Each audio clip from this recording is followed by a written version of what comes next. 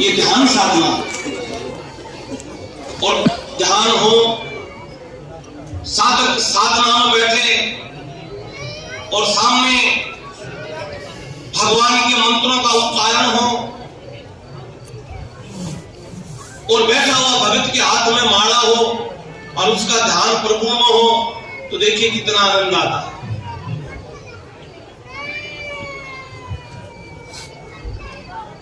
क्योंकि हमारा जो हृदय है इसमें संगम है सबसे बड़ा। हृदय के अंदर ही संत कहते हैं कि भगवान का निवास है, और जहां भगवान का निवास होता है उस जगह हमेशा ही महाकुंभ भी होता है। गंगा जमुना सरस्वती सारी नदियां घट के अंदर होते हैं, और उससे ज्ञान विश्वास आत्मबल इस प्रकार का अमृत शरीर के अंदर सबको प्राप्त होता है। गुरु महाराज से विनती करूंगा कि आप बड़ी श्रद्धा से इस यज्ञ में शामिल हो रहे हैं, और इस यज्ञ में बैठ करके आप अपने इष्ट का स्मरण कर रहे हैं।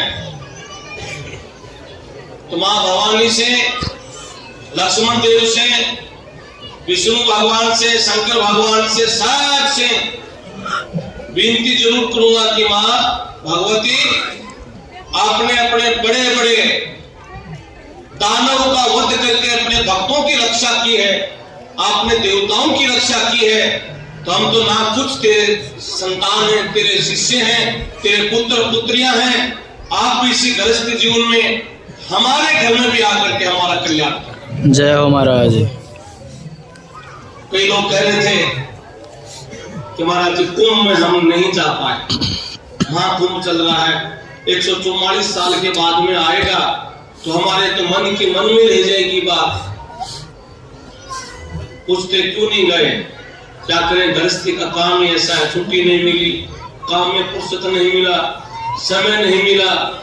गृहस्थी एक प्रकार की बड़ी तपस्या है। गृहस्थी रूपी जो एक ऐसी माला है, उसका एक मणिया भी छूट जाए तो माला खंडित हो जाती है। ब्याह शादियों का समय चल रहा है, नहीं जा पाए, तो कुछ बताएं। तो भगवती का संदेश है भक्तों, जो कोई भी तीर्थ स्थान है, तीर्थ कहते हैं तीर्णा, संसार रूपी समुद्र से तीर्णा। गृहस्थी जन्मे वाले बीच में छोड़ोगे और स्नान करने के लिए जाओगे, मन पड़ा रहेगा घर के अंदर, तो समो स्नान किया न किया एक बराबर। दो प्रकार का स्नान होता है। एक स्नान होता है गृहस्थी व्यक्ति के लिए, उसमें पूरे परिवार को एक साथ लेकर के और सबसे प्रेम रूपी गंगा से जुड़ करके और अपने घर में देवी देवताओं की पूजा करे। और कोई घर का ऐसा सदस्य हो तो गंगा मैया में जाकर के जल लेके आए और उसी जल से अपने पितरों का भी तर्पण करवाए, अपने बूढ़े बुजुर्गों को भी वो जल दे के स्नान करवाए, और अपने माता पिता के चरणों को भी उनके चरण बखारे। और एक बाल्टी में एक बूंद भी अगर गंगा जल के डाल करके पूरा घर स्नान कर लेता है, तो हमारे शास्त्र कहते हैं सबसे बड़ा स्नान तो वो है। जय हो महाराज। एक दूसरा स्नान है, गृहस्थी जिम्मेवारी पूरी हो गई, बेटा बेटी सबकी शादियां कर दी, व्यक्ति के 4 आश्रम होते हैं। ब्रह्मचर्य आश्रम के बाद में गृहस्थ आश्रम आता है। गृहस्थी जिम्मेवारी जब पूरी हो तब एक जिज्ञासा होती है, कब तो बेटा बेटियों की शादियां कर दी, पोता पोती हो जाए और परिवार भाई परिवार सब ठीक रहे और भगवान के शरण में जाना चाहता हूं। ऐसा व्यक्ति जब स्नान करके कुंभ स्नान करके आता है तो सब गृहस्थ जिम्मेवारियों से दूर हो जाता है क्या अच्छा है क्या बुरा है, हर चीज को भूल जाता है। पूरा परिवार, पूरा गांव, पूरी नगरी को अपनी संतान मान करके सबकी कामना करता है। वो तो होता है संत। या तो स्नान करो तो ऐसा करो, गृहस्थी जिम्मेवारी पूरी करके कि हम सबके साथ जुड़ो। और स्नान भी कराए, घर में आते वही वापिस स्थिति है, तो वो अमृत स्नान नहीं हुआ। वो हमारे शरीर को हमने धोया है, अंदर मन को नहीं धोया। मन को धोने के लिए इंसान को कुछ सत्कर्म करने पड़ते हैं। उसमें इस प्रकार की चीजों को त्याग करना पड़ता है। और स्नान भी कर लिया, तीर्थ भी किया, व्रत भी किया, भजन भी किया, और उठ करके व्यक्ति फिर कुकर्म में लग जाता है, तो कोई तीर्थ व्रत काम नहीं आता। अगर तीर्थ व्रत काम में आता बिना कर्म किए, तो मां गंगा के पुत्र विषम जी थे, इनसा मृत्यु का वरदान था, लेकिन कुसंगत में जुड़ करके, कौरवों के साथ में जुड़ करके सारी भक्ति लुप्त कर ली। गंगा पुत्र होते हुए भी कर्म के अनुसार भगवान ने उनको सजा दी और सेलों के सैयों पर उनको सोना पड़ा। तो गंगा का एक बेटा था। फिर गंगा जिसकी कूख से पैदा हुआ, उसकी ये दशा हुई, क्योंकि कर्म प्रधान है भाई। कर्म ही परमात्मा से मिलाता है, कर्म ही गृहस्थी से जोड़ता है, और कर्म से ही धर्म की उत्पत्ति होती है, जिनसे मानव का कल्याण। जय हो महाराज। मैया का आदेश है सबसे पहले तो हम सब अपने गृहस्थी कर्म पूरा करें। गृहस्थी कर्म पूरा हो जाए, फिर कहीं कमी है, कुछ कमी होगी। जैसे आप कई लोग बैठे, महाराज सब चीजों की मौज है, बेटा तकलीफ में है, तो मौज कहां है? तकलीफ। सब आनंद है, संतान भी है, धन भी है, गाड़ी घोड़े भी हैं, बंगले भी हैं, जमीन भी है, लेकिन बहुत बड़ी समस्या है, बाप और बेटा परिवार में क्लेश रहता है, तो सारा बेकार। एक क्लेश एक ऐसी बीमारी है, कुटुंब का कुटुंब मर जाता है उससे। ग्रह क्लेश एक ऐसा रोग है कि संसार का सुख लुप्त हो जाता है। इसलिए मैया का संदेश है भाई कि सबसे पहले कुंभ अपना घर है, और उसी गृहस्थी रूपी माला है। उस माला में एक माला को एक ही धागे से जोड़ो, और सबसे पहले अपने माता पिता की सेवा करो, अपने पितरों की, अपने इष्ट की, अपने कुल देवी की, कुल देवताओं की, इनकी पूजा पर प्रथम ध्यान दो, ताकि गृहस्थी फिर अच्छी चले। और गृहस्थी जब अच्छी चले तो फिर मन हो चंगा तो कटौती में भी गंगा। फिर भगत पुकार करे, भगवान सिंहासन छोड़ करके आ जाते हैं भगत की रक्षा करने के लिए। और जहां जहां भगवान भगत की रक्षा करने के लिए आए, वो भूमि तीर्थ स्थान बन गई, वहां हजारों लोग दर्शन करने के लिए। जितने भी तीर्थ स्थान है, और भगवान किसी किसी रूप में आए, तभी तो तपोभूमि बनी।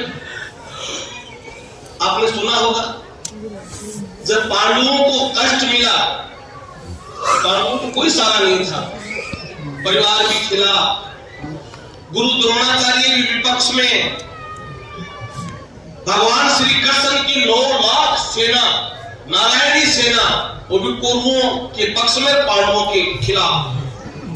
केवल पांडवों के साथ में एक ही था, वो भगवान कृष्ण। और श्री कृष्ण जी का एक ही उपदेश था कि तुम कर्म करो और भगवती की पूजा करो। तो पांडवों ने पूजा की, जहां पांडव गए वहां दुर्गा आराधना की, मातेश्वरी की पूजा की। अब भारत खंड में जगह जगह जाइए, जहां पांडवों ने तपस्या की, वो भूमि आज भी पूजनीय है। वहां किसी किस रूप में माता प्रकट हुई, उस भूमि पर आज भी गद्दी है, और हम सब लोग जाते हैं, तो वहां जाने से हमारा कल्याण भी होता है। जय हो महाराज। क्योंकि सदा से पूजा की, सदा से पुकार करी, पुकार करते वो सुन करके आ गई, जहां उनका कल्याण किया, वो भूमि पवित्र हो गई। तो भक्तों, घर में भी तीर्थ स्थान है अपने। सबसे पहले घर की व्यवस्था अच्छी बनाओ। भगवती का आदेश है, घर पवित्र मन पवित्र, सब कुछ पवित्र है। उसके बाद में समय मिले तो कुंभ में जाओ। जय हो। तो शंका नहीं करना हम नहीं जा पाए, कहीं जाया है। और इसी हमारे कुंभ जो इस देश का सबसे बड़ा, पूरे विश्व का सबसे बड़ा स्नान है, जहां अमृत गिरा तभी तो पवित्र हुआ। लेकिन भक्तों, उस अमृत से स्नान करने के बाद घर आते हो तो इस जीवा में भी अमृत होना चाहिए और हृदय में सबके प्रति अमृत होना चाहिए। हृदय में वही क्रोध है, वही पाप है, वही बेईमाना है, वही दुराचार है, तो कुछ पैसे लगा। तो मैया ने कहा कि सब चीजें मन से उत्पन्न होती हैं, इसलिए हृदय को पवित्र करने का साधन सत्संग है। और सत्संग से जो ज्ञान होता है वो भगवान उसको कई जन्मों तक सुख देता है।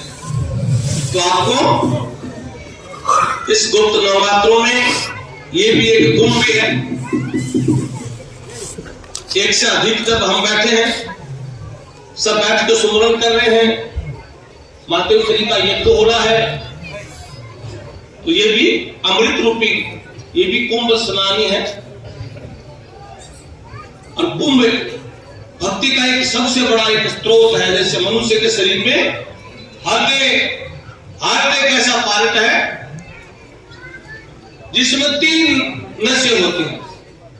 डॉक्टरों के चेक कराते तब नहीं कहते क्या एक नस इतने % बंद है, और कितनी बताते हो, जिसका हार्ट की दिक्कत हो है कितनी बताते हैं भाई, है 3 ही तो बता रहे ना। वही 3 नदियों का संगम होता है, वही कुंभ हृदय के अंदर है। इन 3 नसों को शुद्ध करने के लिए प्रकृति और परमात्मा दोनों से जुड़ोगे तो आपका त्रिवेणी हमेशा स्नान करता रहेगा। जय हो महाराज। ये गुरु भगवती की कृपा से, गुरु महाराज की कृपा से कुछ बातें हैं ना, ये आज मैया के यज्ञ में स्वीकार करो। और कुछ ऐसी चीजें हैं जिससे हम परेशान चल रहे हैं, जिस समस्या हमें मालूम भी है कि हम ये खोटा कर्म करते हैं, इससे हमें तकलीफ है। कुछ अपनी बुराइयों को मैया के दरबार में चढ़ा दो और शरीर को निर्मल लेकर के जाओ, कोमल बना करके जाओ, ताकि कुछ ये मैल आपका यहीं डूब जाए। और कुछ ऐसी समस्या यज्ञ में आहुति के साथ में जल जाए। कहीं पर जली हुई भभूति है, वो भी भोलेनाथ मस्तक के लगाते हैं, उसकी ठंडी होती है, उसकी भस्मी बनती है, और वो भस्मी तिलक करते हैं तो उसमें भी कल्याण होता है। तो भक्तों, हमारी भी बुराइयां हैं। आज इस यज्ञ में मंत्र उच्चारण के साथ में, आहुति के साथ में अपनी बुराइयों को जला दो, ताकि वो फिर भस्मी बने, उससे आपका कल्याण। जय हो महाराज। भगवती आदिशक्ति मां, जगत जननी, योग माया, इसके करोड़ों नाम हैं। ये संस्कृति भी है जो हमें ज्ञान देती है। ये मां लक्ष्मी भी है जो हमारे मेहनत के अनुसार हमें धन की प्राप्ति, धन की देवी है। ये महागौरी भी है जो हमारे शरीर का वर्णन बड़ा सुंदर करती है, हमारे शरीर का ढांचा बड़ा सुंदर बनाए रखती है। राक्षस के लिए, दुष्ट के लिए ये महाकाली है जो काल को खा जाती है, काल को मार देती है। और भगत के लिए सिद्धि दात्री है, भक्तों को सिद्धि प्राप्ति होती है इसके सुमरण से। इसके लाखों करोड़ों नाम हैं। जिस नाम से जुड़े वही मां है, जिसमें ममता हो वही मां है।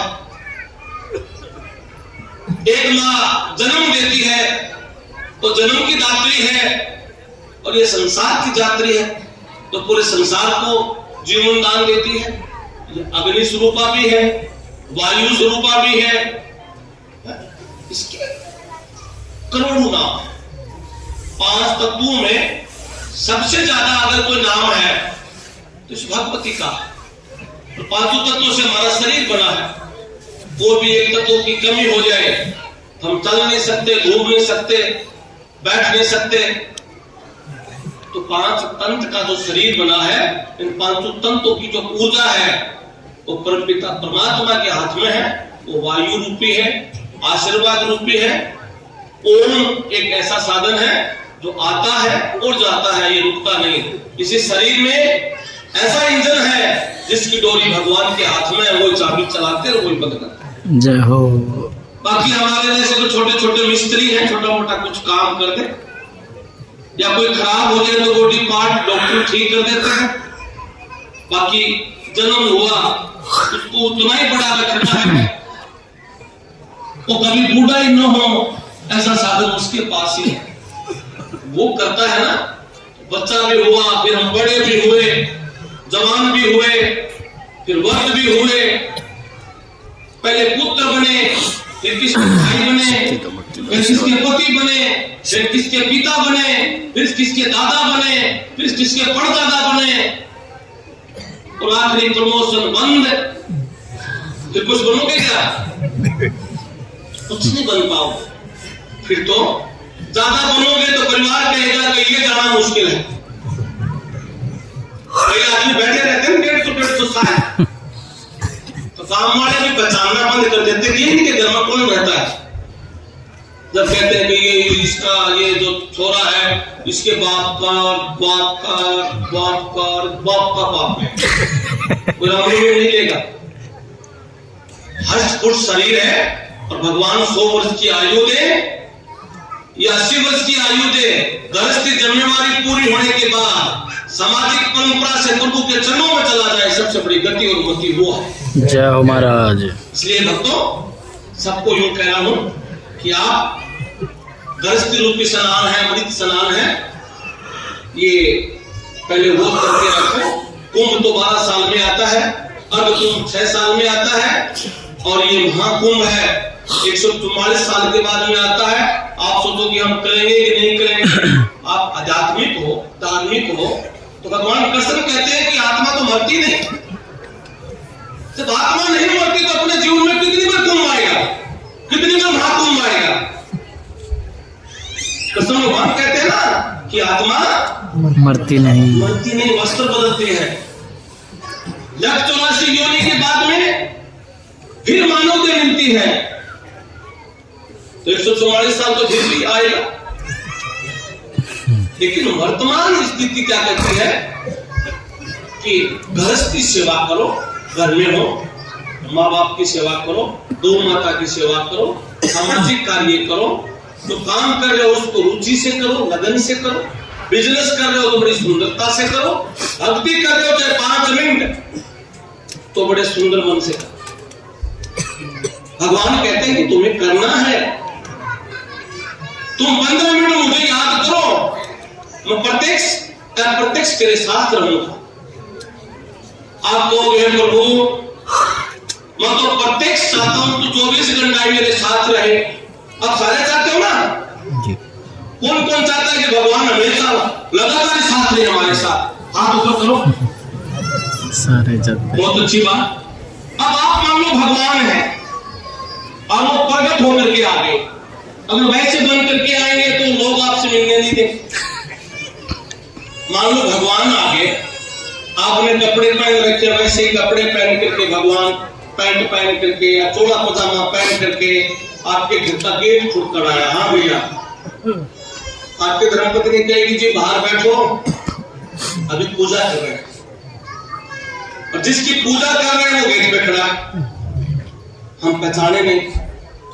फिर पूजा करके उठे, चाय पानी पिया, रामनवमी हुई, फिर वो कहेगा एकांत में बात करूंगा। आप कहोगे करो, गेट बंद करो, एक बार बात चल। गेट बंद करके भगवान अपने रूप में, आप बड़े खुश हो गए मेरे प्रभु, बड़ी कृपा हुई। भगवान कहते हैं कि मेरी इच्छा है मैं तेरे साथ ही रहूं और इस रूप में रहूं कि आप मुझे देख सको, बाकी दूसरा कोई नहीं देख सके। आप बड़े राजी हो जाओगे ना, बहुत बड़ी कृपा होगी। आप मान लो भगवान परमानंद साथ में है और आप व्यापारी और दुकान में सामान बेचना है, भगवान पास में खड़े, कोई आदमी आएगा, बोला हाँ भाई ये सामान चीनी लेनी है 2 किलो, तो आपने यूं देखा कि आटा नमक करें तो बिजली बिल नहीं काटेगा, गड़बड़ करी तो भगवान पास में खड़े। आप इधर उधर देख करके फिर कहोगे भाई चलो एक आइटम में तो पैसे बचा लिए। आप घर से बाहर से घर जा रहे हो और दोस्तों में 2 घंटा झूठ सांस बोलने लेके भगवान पास में खड़े बैठे हुए। मैं कहता हूं जमीन खरीदे और जमीन बेच रहे हो और आप कहोगे भाई मेरे तो 1 लाख रुपया हम पड़ी है, तू मेरा आदमी है, तुझे 1 लाख में दे रहा हूं, भगवान पास में खड़े तो सच बोलो झूठ बोलो? आखिर ये कहना पड़ेगा भगवान आप तो जैसे थे वैसे चले जाओ, जरूरत पड़ेगी तो भगवान क्या कहते हैं कि मैं तेरे घर में हूं, इतना मेरे से डर कि खोटा तेरा मत कर, बाकी तेरा कार्य तू कर, इतना मत कर जिससे तेरा विनाश हो, इतना कर कि तुझे विश्वास भी हो और तेरा गृहस्थी कार्य भी चले, अगले का भी चले, तेरा भी चले, मैं तेरे साथ। तो परमानेंट अगर साथ हो जाए तो करोगे क्या?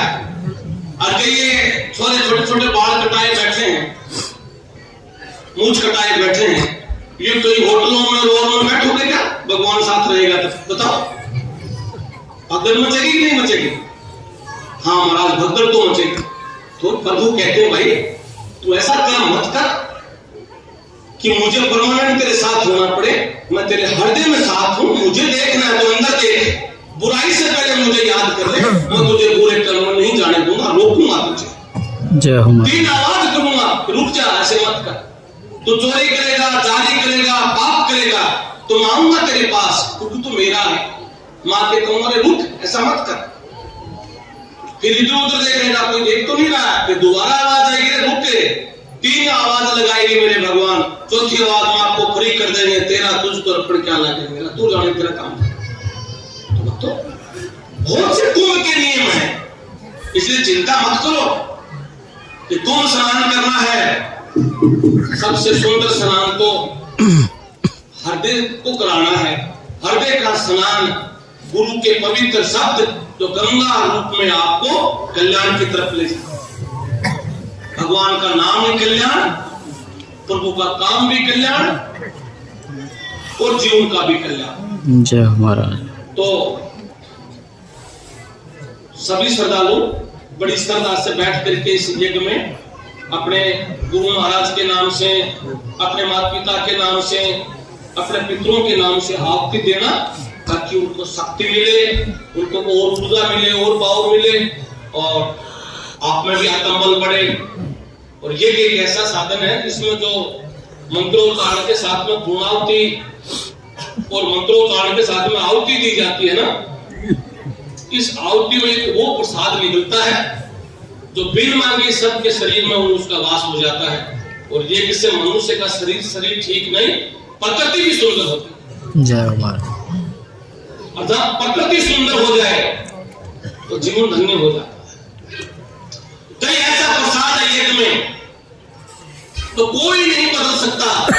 कोई एक ऐसा साधन है जिससे जीवन का कल्याण हो जाता है। जय महाराज। तो यज्ञ में सुंदर आहुति दी जाती है, अच्छे मंत्रों से दी जाती है। तो आप भी अपने साथ साथ सभी श्रद्धालु बैठे और इस यज्ञ में बड़े सुंदर मन से, चित्त भाव से सुमन करते रहना। यूं नहीं मैं बैठ गया आप सोचो महाराज जी हम तो घर जाना चाह रहे थे, हमारी तो शादी भी है। घर जाना चाह रहे हो बहुत अच्छी बात है, शादी है, गृहस्थी जिम्मेवारी है, लेकिन जिस कार्य के लिए आए हो समय है आपके पास, तो आप आधा पौन घंटा बैठ करके इसी यज्ञ में गुरु महाराज का जाप करना, अपने देवी देवताओं का पाठ करना, सुमरन करना, अपने भगवान से विनती करना। और फिर तो पूर्णाहुति के बाद, आरती के बाद आप अरदास करके जाएंगे। देखना इस यज्ञ का महत्व आज आप यज्ञ देखोगे, सुबह से देखना अपने जीवन में कोई न कोई अच्छा ही प्रकाश शुरू हो जाए। जय हो महाराज। ये अंधकार दूर करता है, अंधकार दूर करता है, ये प्रकाश में ले जाता है। प्रकाश का नाम है परमात्मा भाई, प्रभु का नाम प्रकाश है। उससे उज्जवल और उजाला दोनों होता है। तो उज्जवल और उजाला जब दोनों हैं तो फिर डरने की क्या जरूरत है। जिस पे उसका हाथ है उसका जीवन धन्य है। जय हो महाराज। ये बात है। बाकी कई भक्तों ने कल प्रयागराज जाने के लिए कुछ भक्तों ने टिकटें बनवा रखी हैं, बहुत अच्छी बात है, श्रद्धा है वो जाओ, लेकिन मर्यादा से जाइए। और कई लोग इस पूर्णिमा के दिन भी जाएंगे प्रयागराज, काफी बैठे, और कई मेरे जैसे हैं वो सोचेंगे कि भाई नहीं स्नान कर लेंगे, तो कई बार भगवान का दरबार है वो भी प्रयागराज ही है, क्योंकि भावी भगवान का निवास है। जय हो महाराज। और इसी अब की बार इस यज्ञ में और जो महाकुंभ में सबसे ज्यादा जो भगत गए हैं, तो आप देख लो कोरोना के बाद में जब इतना बड़ा मेला लगा, तो अब की बार इसी सनातन धर्म को सबने स्वीकार किया है, पूरे विश्व ने स्वीकार किया है कि ये हमारे हिंदुस्तान में जो पवित्र स्थान है, इनमें जाने से मानव का कल्याण होता है, इस जन्म में भी होता है, अगले जन्म में भी होता है। विदेशों से भी बहुत लोग आए हैं, बड़ी श्रद्धा से स्नान करके गए हैं, लेकिन आप सबके लिए मैं कहना चाहूंगा, भागा दौड़ा की जरूरत नहीं, अब समय है वो अब चला जाए, 12 साल में आता है उसमें जाए, और 12 साल में नहीं तो मोनी माउस आती है उसमें जाए, और उसमें नहीं जा सकते तो नियमित रूप से स्नान करके सूर्य भगवान को जल चढ़ाए, और घर में अपने इष्ट जिनसे अपने पूर्वज पूजते हैं वैसे अच्छे काम करो, सारे तीर्थ समान भगवान की शरण में, सभी चीजें आपके इष्ट की शरण में, सारे तीर्थ धाम है ना तो भगवान के चरणों में, माँ बाप के चरणों में। अगर तीर्थ धाम में स्नान करना है तो सबसे पहले घर में ही करना पड़ेगा। मैं बहुत लोगों को देखता हूं, अब की बार इस भक्ति को मीडिया ने और मैडम ने ज्यादा बढ़ाया। मीडिया ने तो चढ़ा दिया, इतने करोड़ आ रहे हैं, और धर्मपत्नी ने सुन लिया कि काकी गई है मैं भी जाऊं, तो मैडम और मीडिया दोनों लोग बड़ा बड़ा स्नान कुंभ तो वैसे ही आता रहता है, और मैडम मीडिया दोनों अगर पीछे होती तो आपको पता ही है ग्राहक तो मच जाता है। सही कह रहा हूं, गलत नहीं कह रहा हूं, आपका जन्म भी ठीक चल रहा है। तो मैडम और मीडिया इन्होंने ज्यादा लाभ मचाया है। काकी भी गई, मैं भी जाऊंगी, वो बड़े बड़े ननद भी गई है, और ननद स्नान करके फेसबुक पर फोटो लगा दी, तो उसकी भाभी को जाना पड़ेगा ये कि मुझे कैसे।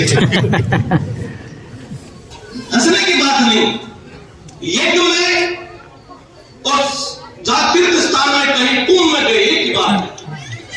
कुंभ में स्नान करते मोह माया त्यागना पड़ता है, अपनी बुराइयों का पिंड दान करके अच्छे श्रम में जाना पड़ता है।